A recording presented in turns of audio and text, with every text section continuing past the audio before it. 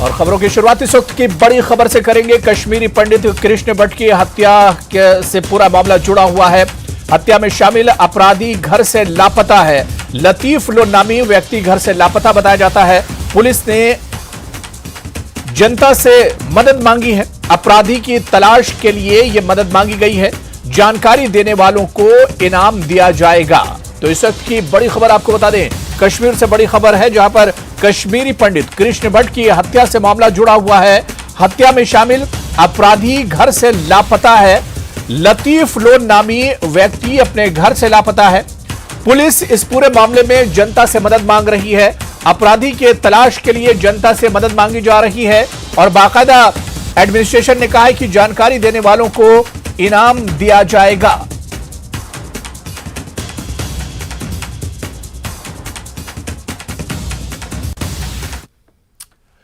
आगे बढ़ेंगे। दिल्ली की जामा मस्जिद में बिना पुरुष के लड़कियों पर बैन लगाने वाले नोटिस को वापस लेने का फैसला लिया गया है। एलजी वीके सक्सेना ने इस सिलसिले में जामा मस्जिद के शाही इमाम सैयद अहमद बुखारी से बात की थी।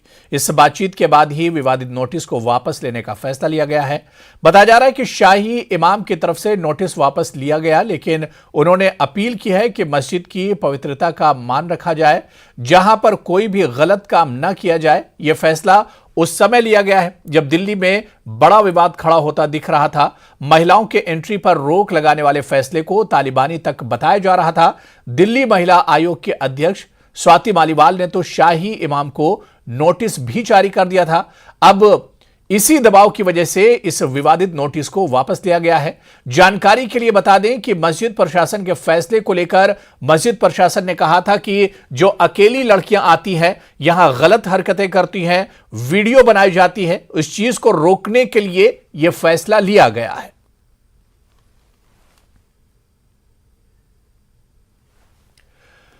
गुजरात विधानसभा चुनाव में यूनिफॉर्म सिविल कोड का मुद्दा जोरों शोर से उठ रहा है। इसी कड़ी में अब केंद्रीय गृह मंत्री अमित शाह ने कहा है कि बीजेपी समान नागरिक संहिता लाने के लिए प्रतिबद्ध है।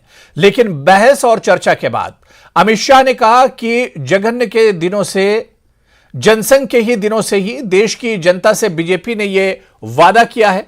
केंद्रीय मंत्री ने कहा कि सिर्फ बीजेपी नहीं, संविधान सभा ने भी संसद और राज्यों को उचित समय पर यूनिफॉर्म सिविल कोड लाने की सलाह दी थी, क्योंकि किसी भी धर्म निरपेक्ष देश के लिए कानून धर्म के आधार पर नहीं होना चाहिए। यदि देश और राज्य धर्म निरपेक्ष हैं तो कानून धर्म पर आधारित कैसे हो सकता है। हर किसी के लिए संसद या राज्य विधानसभाओं से पारित एक कानून होना चाहिए।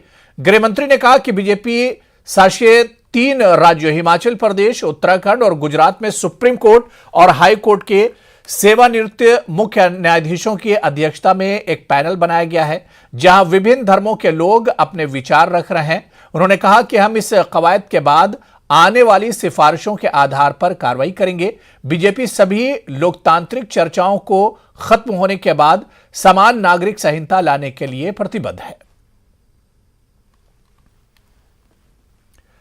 Supreme court